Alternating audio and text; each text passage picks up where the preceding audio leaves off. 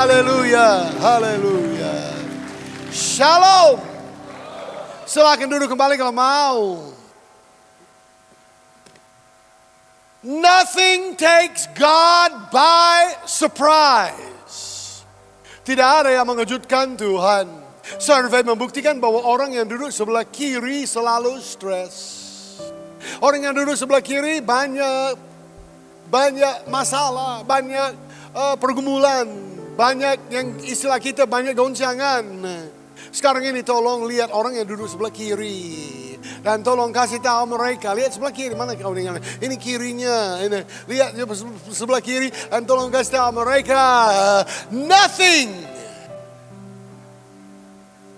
no problem, tidak ada goncangan, tidak ada masalah, tidak ada kesulitan. Takes God by surprise. Takes God by surprise. Ini belajar bahasa Inggrisnya, nggak harus bayar, ini kursus gratis. Terimalah, nothing takes God by surprise. Tidak ada yang mengejutkan Tuhan. Walaupun kita hidup dalam tahun 2023 ini banyak goncangan, banyak masalah, banyak kesulitan, banyak krisis global. Tuhan sudah tahu segala-galanya sebelumnya. Dan Tuhan mau menolong kita. Saya tidak tahu secara pribadi masalah bapak, masalah ibu, masalah keluarga saudara dan sebagainya. Tapi yang saya tahu ada banyak pergumulan.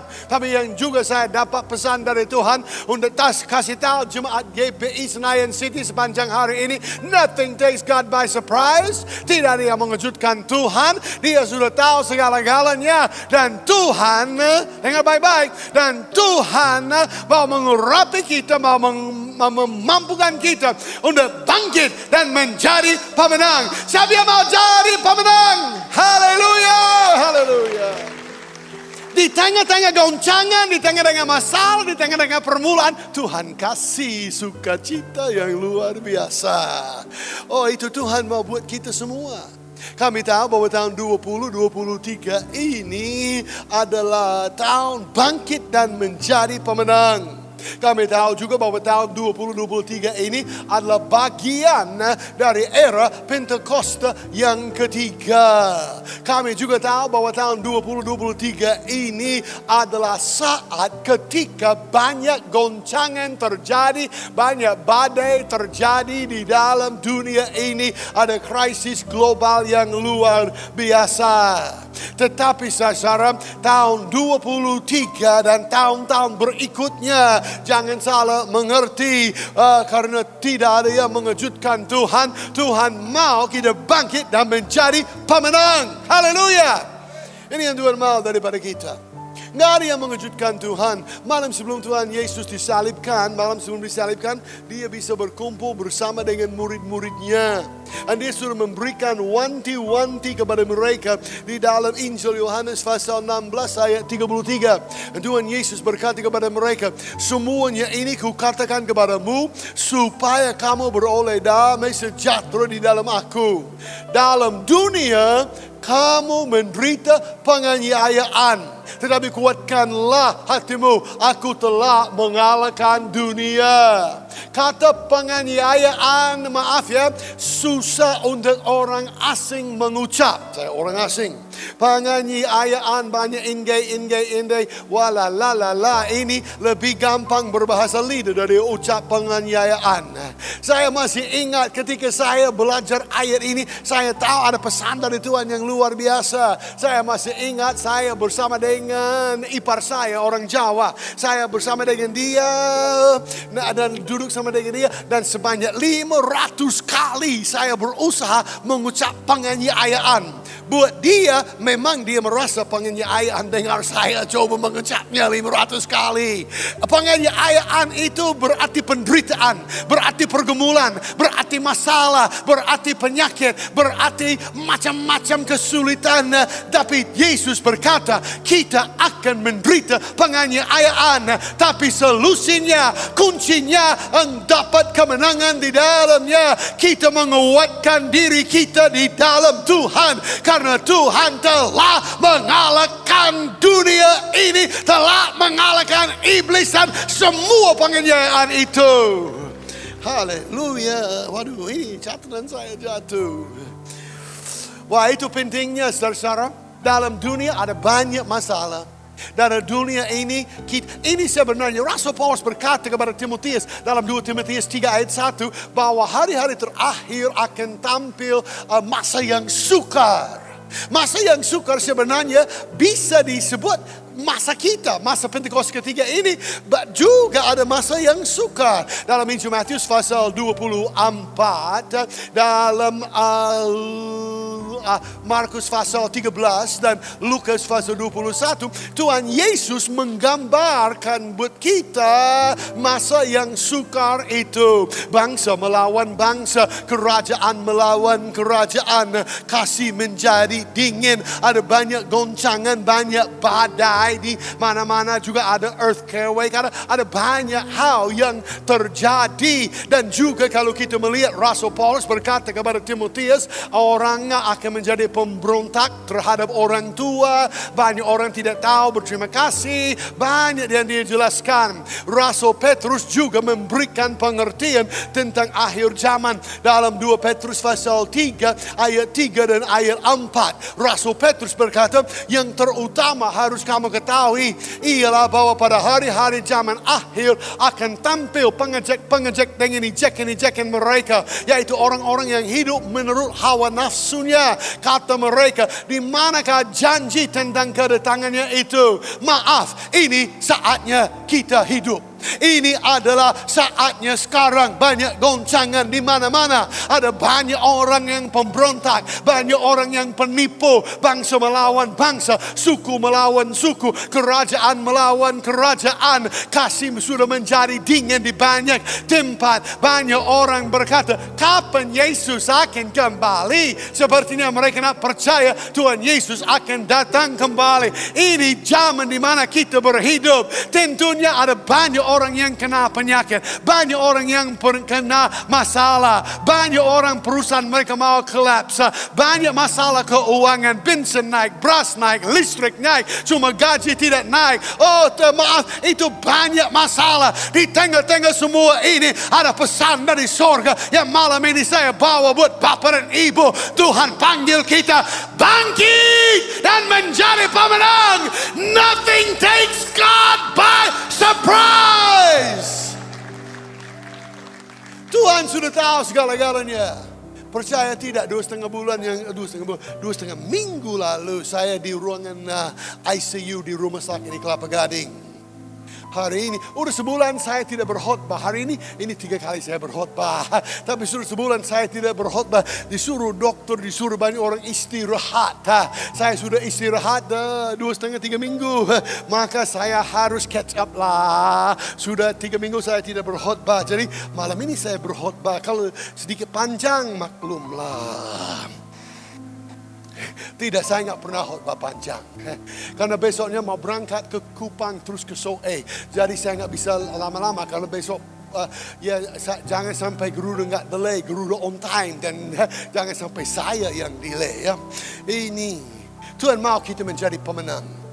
Siapa yang mau jadi pemenang? Baik. Masalahnya, saya tahu Tuhan mau kita menjadi pemenang karena apa? Saya tahu begini, karena Tuhan Yesus kasih pesan kepada 7 jemaat. Coba jemaat Efesus, oh ini bukan. Saya nggak tahu, ini GB Senayan City. Tapi ada 7 jemaat dalam Wahyu pasal 2 dan Wahyu pasal 3. Dan Tuhan Yesus kasih pesan. Dan mereka melambangkan semua kekristenan. Ada jemaat Efesus, ada jemaat Smyrna, ada jemaat Pergamus, ada jemaat Thyatira, ada jemaat Sardis, ada jemaat Philadelphia, ada jemaat Laodikia. Senayan City masuk yang mana saya tidak tahu. Tapi yang ini yang saya tahu. Dari semua jemaat itu ada satu pesan yang diberikan kepada mereka semua. Dalam Wahyu pasal 2 ayat 7, 2 ayat 17, 2 ayat 26, pasal 3 ayat 5, pasal 3 ayat 12 dan pasal 3 ayat 21. Ya, ini saya sudah sebut banyak ayat, tapi yang pentingnya 2 kata. Barang siapa menang, haleluya. Ini saya tahu Tuhan Yesus mau Efesus menang, Tuhan Yesus mau Smyrna menang, Tuhan Yesus mau Pergamus menang, Tuhan Yesus mau Thyatira menang, Tuhan Yesus mau Sardis menang, Tuhan Yesus mau Philadelphia menang, Tuhan Yesus mau Laodikia menang. pemenang. Tuhan Yesus mau GPI Senayan City menjadi pemenang. Haleluya, haleluya. Orang yang duduk sebelah kiri banyak masalah, banyak pergumulan, tapi hari ini akan pulang dalam keadaan menang. Haleluya. Tapi bagaimana caranya? Ini masalahnya, caranya untuk menjadi pemenang. Pada suatu hari Tuhan Yesus rangkul murid-muridnya. Injil Matius pasal 16 bisa buka Alkitab dan melihat. Karena saya akan melihat 3 usul. 3 usul yang Tuhan Yesus berikan kepada mereka supaya mereka bisa bangkit dan menjadi pemenang. Injil Matius pasal 16, Yesus ajak murid-murid ke gereja, bukan. Yesus ajak mereka ke sinagog, bukan. Yesus ajak murid-murid ke hell on earth, pusat neraka di dalam dunia. Firman Tuhan berkata, coba kita lihat. Setelah Yesus tiba di mana? Di daerah Caesarea Philippi. Caesarea Philippi adalah pusat untuk kegelapan di dalam dunia. Ini pusat kegelapan, sangat penting. Karena apa yang Tuhan Yesus akan berkata kepada murid-murid, dia lagi mengajar mereka, dia lagi membangunkan iman mereka, dia memberikan mereka visi dan dia kasih tahu mereka supaya mereka menjadi pemenang. Tapi roh-roh jahat, pusatnya roh-roh jahat di dalam dunia pada saat itu Caesarea Philippi. Dan waktu Tuhan Yesus lagi bicara, dia juga mau mereka tahu siapa yang berwenang, siapa yang punya kuasa di dalam dunia. Tuhan Yesus berkata, setelah Yesus tiba di Caesarea Philippi, ia bertanya kepada murid-muridnya, kata orang, siapakah anak manusia itu? Nah, bagaimana Petrus dan Yohanes dan Andreas dan Thomas dan murid-murid yang lain, bagaimana mereka jawab? Ayat 14 sudah ditayangkan. Jawab mereka, ada yang mengatakan Yohanes Pembaptis, ada juga yang mengatakan Elia, ada yang pula yang mengatakan Yeremia atau salah seorang daripada nabi. Ayat berikutnya Tuhan Yesus berkata kepada mereka. Lalu Yesus bertanya kepada mereka, tetapi apa katamu? Siapakah aku ini? Siapa yang jawab? Petrus. Coba lihat ayat 17, ayat 16. Maka jawab Simon Petrus, engkau adalah Mesias, anak Allah yang hidup. Yesus kasih pendapat ayat 17.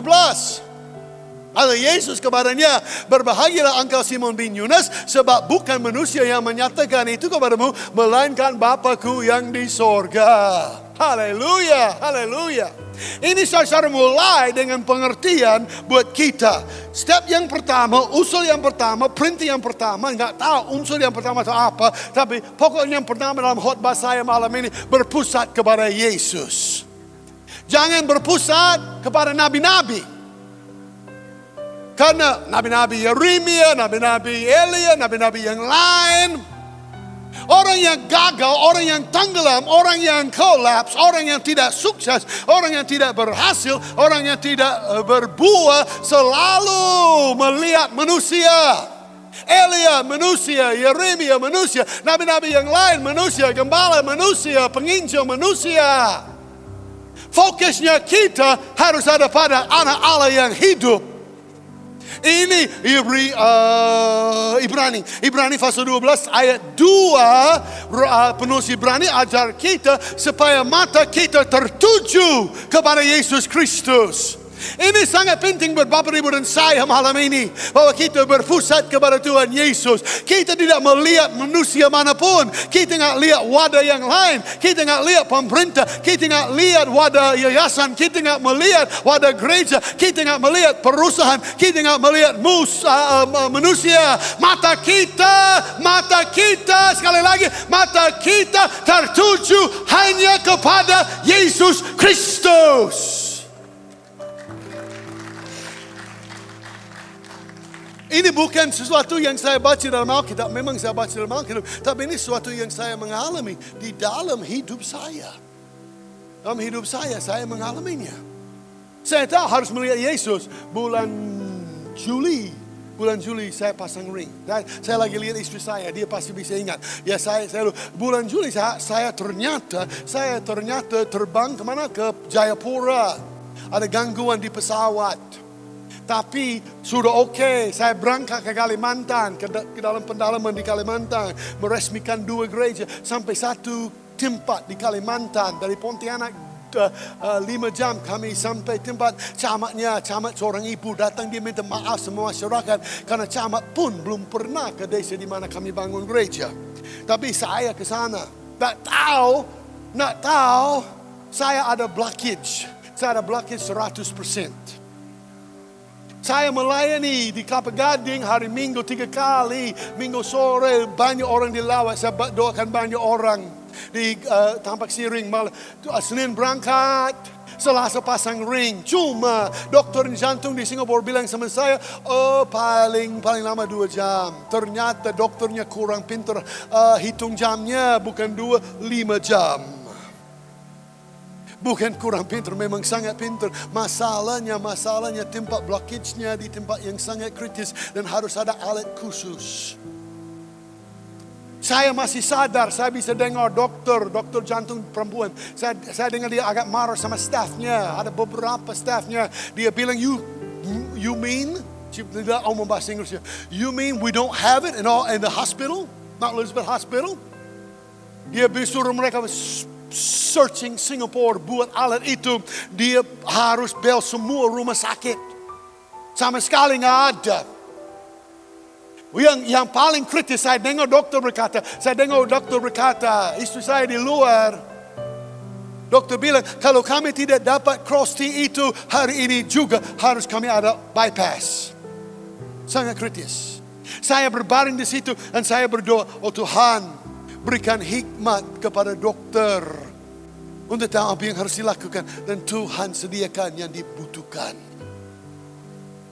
Akhirnya dokter bilang lagi mereka cari dapat. Tapi dia bilang agak lama, dia kasih saya obat keras. Semacam narkoba, nak tahu persis apa. Tapi supaya saya calm down. Ya mungkin narkoba dari dokter yang bagus, nak tahu saya. Pokoknya saya agak tenang lah. 45 menit, akhirnya mereka dapat satu. Ada gudang medis 45 menit jauhnya dari rumah sakit di pihak yang lain di Singapura. Satu gudang medis mendapat satu. Disembunyikan di dalam gudangnya. Mereka cari-cari. Hati saya pada saat itu berbahagia karena Tuhan bilang, saya sudah sembunyikan itu buat kamu. Nama Tommy Smith ada di situ. 45 menit dia datang. Saya masih ingat waktu saya sadar lagi. Saya pikir mereka belum mulai. Udah selesai, sudah pasang. Saya kuat, saya sehat. Haleluya. Tuhan tahu sebelumnya.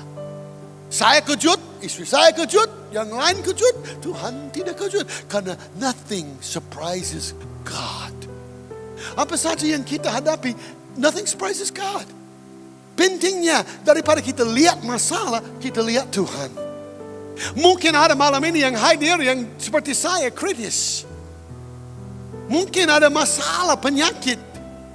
Tapi yang saya mau kasih tahu, daripada kita melihat penyakitnya, kita melihat Yesus. Ingat, ada seorang ibu yang sudah 12 tahun sakit pendarahan. Dia sudah kehabisan uang. Dia sudah pergi selama 12 tahun ke berbagai macam dokter, nggak sembuh-sembuh. Tapi dia mulai memandang kepada Yesus. Dan dia tahu kalau dia bisa menjamah ujungnya dari jubahnya Yesus akan sembuh.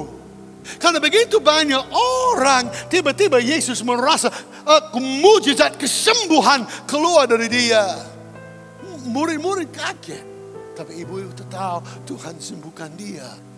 Yang saya ingin kasih tahu Bapak dan Ibu pada saat ini, apa saja yang kalian hadapi, daripada melihat masalah, melihat Yesus. Dan malam ini Yesus akan menjamah Bapa, Yesus akan menjamah Ibu. Saya masih ingat Petrus, Yesus ajak dia jalan di atas air bersama dengan Tuhan Yesus. Dan selama Petrus melihat Yesus, dia bisa berjalan di atas air. Tapi pada saat Petrus menjadi sombong, pada saat Petrus lagi melihat suasana, dia tenggelam. Jangan jadi sombong karena dijamah oleh Tuhan. Dan jangan melihat suasana. Tetap matamu tertuju kepada Yesus Kristus. Dan malam ini mujizat-mujizat yang mata belum pernah lihat. Mujizat-mujizat yang telinga belum pernah dengar. Mujizat-mujizat yang tidak pernah timbul dalam hatimu akan menjadi nyata di dalam hidup kita semuanya. Hal yang kedua. Apa itu saya lihat? Apa itu? Berjalan dengan iman dalam Yesus. Ada ayatnya. Haleluya, juga ada ayatnya. Lihat, Matius pasal 16, Tuhan Yesus masih berbicara kepada murid-murid. Matius pasal 16 ayat 18. Tuhan Yesus berkata, dan aku pun berkata kepadamu, engkau adalah Petrus. Dan di atas batu karang ini aku akan mendirikan jemaatku. Dan alam maut tidak akan menguasainya. Alam maut tidak akan menguasainya. Itu buat roh-roh jahat yang lagi dengar. Itu berita buat roh-roh jahat. Yang membawa masalah, yang membawa penderitaan, yang membawa penganiayaan, yang membawa masalah, itu buat mereka. Supaya mereka tahu, mereka tidak akan menguasai anak Allah yang hidup. Yesus kasih tahu mereka. Supaya juga iman murid-murid naik. Tapi ada yang berdebat tentang ayat 18 ini. Debat teologi. Dan saya tahu Bapak penipu jemaat yang diberkati oleh Tuhan. Tapi di sekolah-sekolah teologi banyak yang berdebat ayat ini. Karena ada yang bilang ayat Tuhan Yesus lagi berbicara tentang Petrus. Lalu orang bilang Petrus yang mendirikan gereja. Ada yang berpendapat begitu. Menurut saya keliru, mereka salah. Mereka sudah belok dan sudah keluar dari yang benar. Karena Yesus dia berbicara tentang Petrus. Petrus sebagai orang yang dipakai oleh Tuhan. Tapi batu karang itu Yesus. Dan masalah banyak orang, mereka melihat orang yang dipakai oleh Tuhan. Sampai mereka mau menyembah orang yang dipakai oleh Tuhan. Seperti orang yang mau melihat Petrus. Petrus manusia. Kita nggak memandang manusia, kita mau memandang Yesus. Kalau malam ini Tuhan pakai saya, atau besok Tuhan pakai saya. Saya tidak mau orang lihat saya mau orang melihat Yesus di dalam saya. Tugas saya bukan untuk mengangkat diri aku. Tugas kita adalah bukan untuk mengangkat gereja kita. Tugas kita adalah untuk mengangkat Yesus Kristus. Dan ini Yesus berkata, batu karang ini adalah Yesus. Mata kita tetap terfokus kepada Yesus. Dan waktu kita tetap berfokus kepada Yesus, kita bisa melakukan yang benar. Ibrani pasal 11. Ibrani pasal 11 ayat yang ke-6. Ibrani 11 ayat 6 berkata, tetapi tanpa iman tidak mungkin orang berkenan kepada Allah. Kita harus beriman kepada Tuhan, kita harus percaya kepada Tuhan. Karena apa? Karena sebab barang siapa berpaling kepada Allah, ia harus percaya bahwa Allah ada dan bahwa Allah memberi upah kepada orang yang sungguh-sungguh mencari Dia.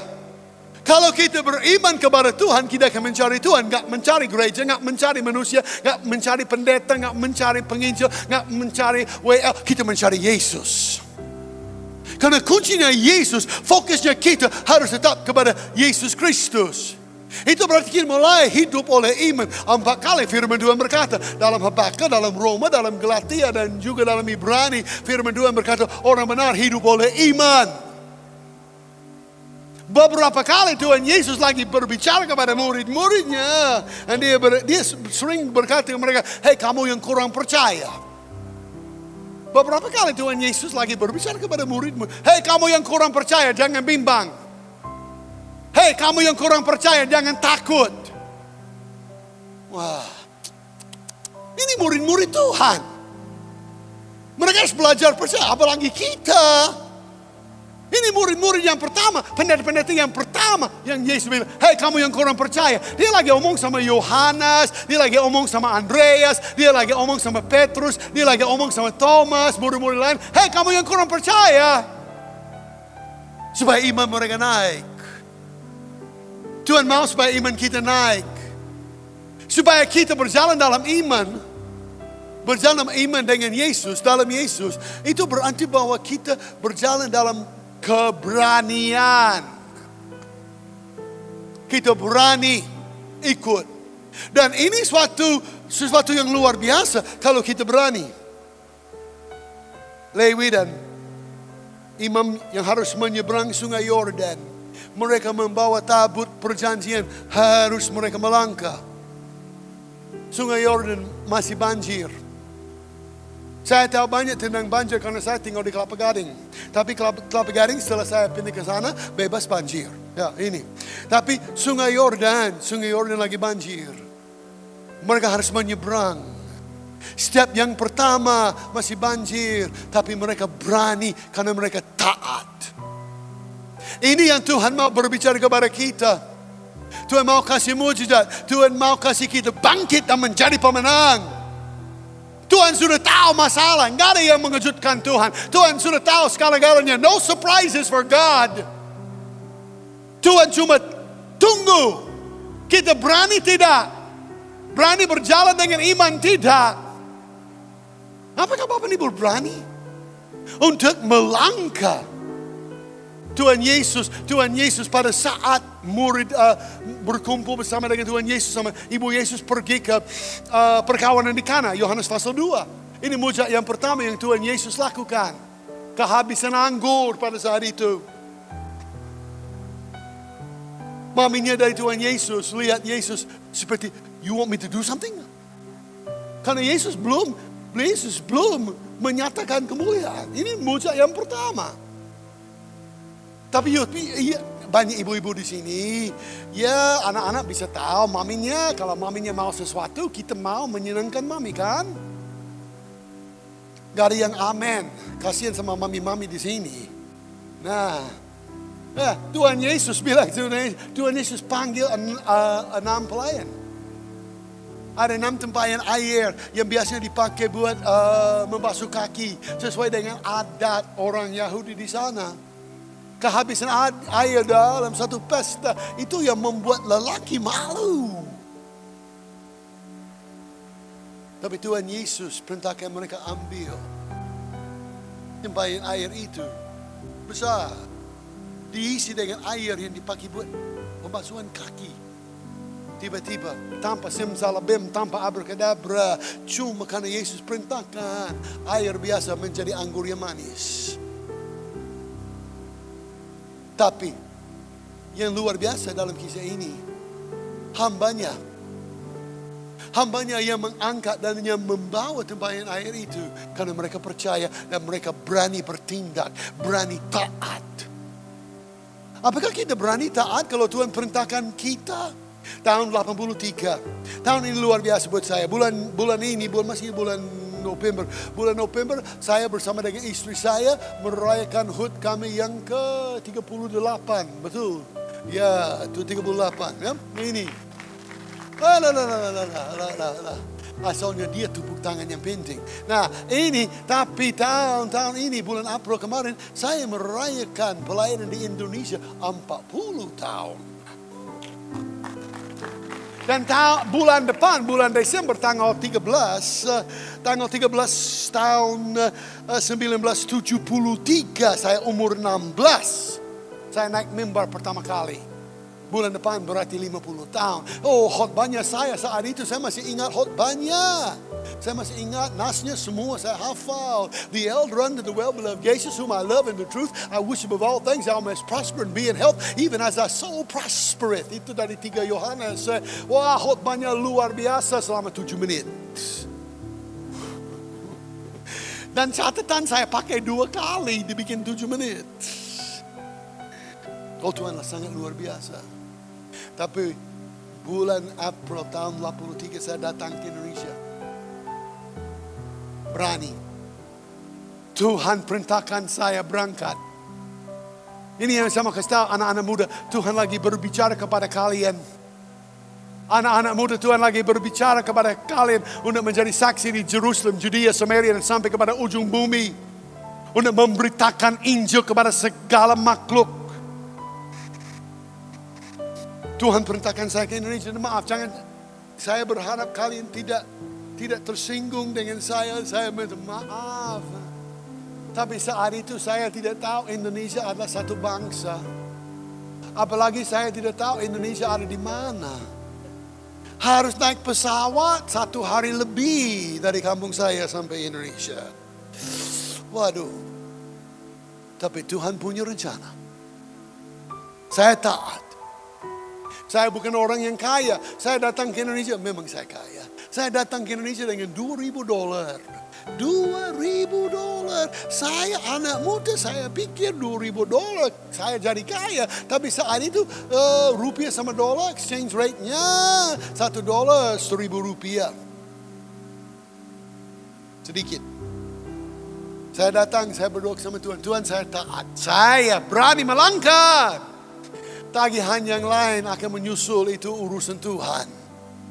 Itu yang saya bilang sama Tuhan. Rencana tinggal 6 bulan, ternyata 40 tahun saya tinggal di Indonesia.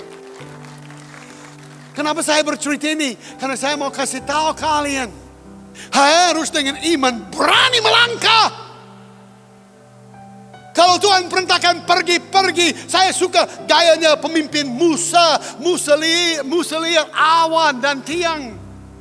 Kalau awan dan tiang api itu bergerak, Musa bergerak, Israel bergerak. Kalau mereka tiang awan dan tiang api tidak bergerak, Israel tidak bergerak. Itu berarti Musa masuk ke dalam kehadiran Tuhan. Dia berfokus kepada Tuhan. Matanya tertuju kepada Tuhan. Tuhan kasih perintah, dia jalan. Kalau Tuhan kasih kita perintah, kita harus jalan. Dan Tuhan pasti akan melakukan keajaiban melalui kita. Dan Tuhan akan diberikan kemuliaan melalui ketaatan kita. Bagian yang ketiga dari khotbah saya, coba ini. Apa itu? Bertindak sesuai dengan perintah Tuhan Yesus. Itu berarti kita taat. Tuhan Yesus berkata pergi, kita pergi. Tuhan Yesus berkata memberi, kita memberi. Tuhan Yesus berkata kita berbicara, kita berbicara. Maka kita taat. Tapi lihat yang Tuhan Yesus berkata, Matius pasal 16 ayat 19. Tuhan Yesus berkata, kepadamu akan kuberikan kunci kerajaan sorga. Apa yang kau ikat di dunia ini akan terikat di sorga. Dan apa yang kau lepaskan di dunia akan lepas di sorga. Tuhan berikan kunci kepada kita. Maka kita harus pakai kunci. Saya minta kunci. Staffnya GPI Senayan City percaya sama aku. Karena mereka kasih kepada aku kunci kantornya. Kalau saya tidak kembalikan, staffnya dapat libur besok. Saya bilang kalau saya lupa kasih tahu, mereka harus ke rumah saya besok pagi sebelum 4:30 karena saya mau ke Kupang. Kalau mereka mau kunci, Tuhan Yesus berikan kunci kepada kita. Dan Tuhan Yesus berikan kunci supaya kita pakai kunci. Ini Tuhan berikan macam-macam kunci kepada kita. Tuhan berikan firman Tuhan kepada kita yang tajam dan kuat. Tuhan Yesus berikan kepada kita kunci, namanya Yesus. Nama lebih tinggi daripada segala nama. Tuhan Yesus memberikan kunci darah Kristus kepada kita. Darah Kristus yang menyucikan segala dosa. Karena dia anak domba Allah yang menghapuskan segala dosa. Tuhan berikan kunci kepada kita yang sering kita berbicara tentang doa, puji-puji dan penyembahan, pemulihan Pondok Daun. Itu kunci yang Tuhan berikan kepada kita. Dan orang yang berdoa, doa orang benar, firman Tuhan berkata, doa orang benar bila didoakan dengan yakin, besar kuasanya. Mereka pada hari Pentakosta yang pertama, kita sudah Pentakosta yang ketiga. Pentakosta yang pertama di ruangan atas, mereka lagi menyembah dan Roh Kudus dicurahkan kepada mereka. Dan mereka dipakai dengan luar biasa. Mereka lagi pakai kunci yang Tuhan berikan. Tuhan berikan kepada kita kesetiaan untuk memberi. Tadi saya tahu pastor's message atau pesan tadi yang Alkitab yang apa ya tadi pesannya saya lupa yang perempuan bilang tadi bukan pastor's message ya. Voice of Pentecost. Ya, Voice of Pentecost, saya lupa. Ya, ini Voice of Pentecost tadi berbicara tentang memberi. Itu kesediaan memberi. Kita memberi. Oh, haleluya. Waktu kita memberi, oh Tuhan, kita memberi dan akan diberi kepada kita sampai akan meluap keluar. Kita memberi dan kita akan mendapat 30, 60, 100 kali lipat. Kita memberi dan kita di bawah tingkap-tingkap yang terbuka di atas kita. Dan kita akan berlimpah, limpah. Berlimpah dengan kasih, berlimpah dengan sukacita, berlimpah dengan damai sejahtera, berlimpah dengan kebaikan, berlimpah dengan kemurahan, berlimpah dengan mujizat. Dan bagi kita tidak ada yang mustahil. Dan kita diberikan kunci bersaksi. Kita menjadi saksi. Kita bersaksi tentang Yesus Kristus di mana-mana. Di Jerusalem, Judea dan Samaria. Dan setiap kali kita bersaksi, haleluya, mujizat terjadi. Haleluya. Ini kuncinya. Ini kuncinya. Ini pribadi. Ini terakhir. Saya ada 1 menit. Dan ini pribadi. Semua pintu ditutup karena saya tidak mau ini bocor. Kadang-kadang saya masuk mendarat doa pribadi. Jadi nggak ada orang lain tahu. Saya lagi berdoa dalam bahasa roh. Kadang-kadang saya berdoa juga sesuai dengan firman Allah. Roma pasal mana? Roma pasal 16 ayat 20. Coba sayangkan ayat. Roma pasal 16 ayat 20. Ini doa aku. Semoga Allah sumber damai sejahtera segera akan menghancurkan iblis di bawah kakimu. Haleluya. Kasih karunia Tuhan Yesus kita menyertai kamu. Waktu saya sendiri saya berdoa ayat ini. Sejak saya remaja saya berdoa ini. Dan kalau saya pribadi orang lain gak lihat, orang lain gak tahu, saya begini.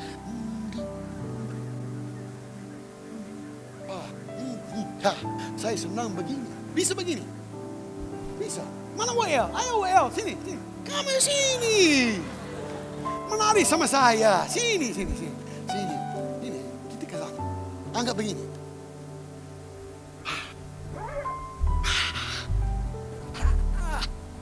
Dan setiap kali saya begini, saya ingat Roma 16:20. Setiap langkah iblis, masalah, penderitaan, pergumulan, kesulitan, penyakit, kekurangan, dihancurkan. Haleluya. Tahu.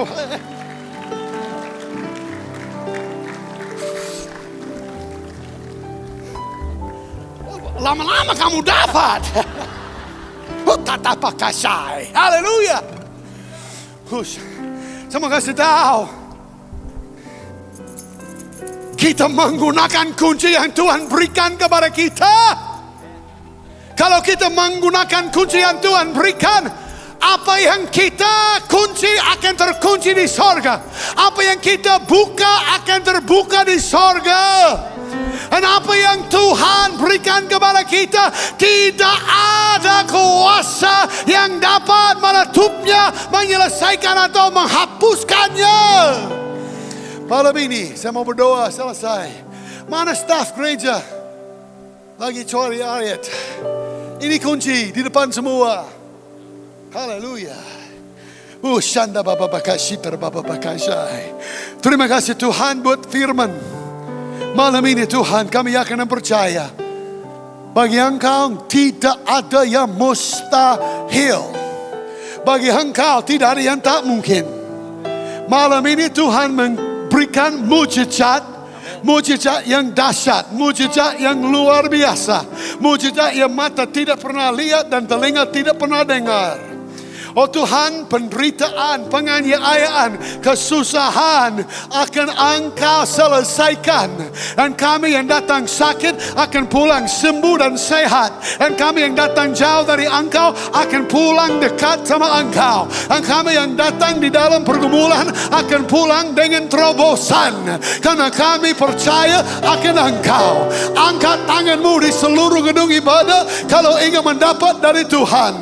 Oh Tuhan, lihat tangan-tangan yang terangkat. Lihat tangan-tangan yang menyembah Engkau. Lihat tangan-tangan yang memuji Engkau. Dan hamba-Mu berdoa bersama dengan seluruh jemaat supaya tingkap-tingkap sorga terbuka dan Engkau melawat kami. Dan Engkau melawat kami dengan mujizat. Dan Engkau melawat kami dengan kasih. Dan Engkau melawat kami dengan sukacita. Dan Engkau melawat kami dengan damai sejahtera. Dan Engkau melawat kami dengan pengampunan. Dan Engkau melawat kami dengan hikmat. Apa yang dibutuhkan malam ini Tuhan memberikan dengan berlimpah-limpah. Dalam nama Yesus kami berdoa dan kami bersyukur. Haleluya, haleluya, haleluya. Shalom. Tuhan memberkati.